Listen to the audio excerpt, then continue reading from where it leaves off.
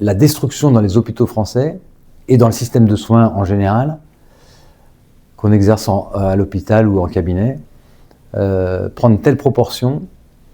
que nous sommes régulièrement amenés à défendre des collègues qui sont attaqués par l'administration sous une forme ou une autre. Et dans cette défense, et là je m'adresse à tous les camarades qui sont responsables syndicaux dans leur région, dans leur département, dans leurs hôpitaux, qu'on a besoin de leur aide, et que j'entends souvent dire bah oui mais nous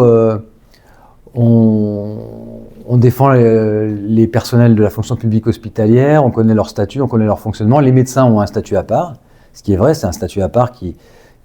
est censé préserver l'indépendance de la décision médicale. Eh bien, donc on ne connaît pas très bien le fonctionnement des médecins, donc on vous laisse vous défendre entre vous, les médecins. Je pense que c'est vraiment une erreur stratégique. Il est très important que tous les responsables, les représentants du personnel, les responsables syndicaux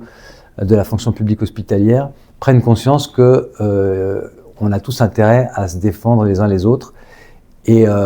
qu'ils puissent nous accompagner, simplement des fois juste pour écouter ou pour soutenir, lorsqu'on a des camarades dans toute la France qui sont inquiétés, qui ont besoin d'être défendus. Et évidemment, il faut le faire en lien avec le syndicat des médecins pour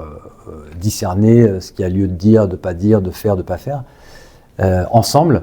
Mais voilà, je voudrais essayer de tordre le cou à ce discours qui est de moins en moins fréquent, hein. Je dois le reconnaître, et on progresse de plus en plus dans cette démarche, mais voilà, l'objet de mon intervention, c'est d'appeler les collègues à bien réfléchir à ça, qu'on puisse se concerter.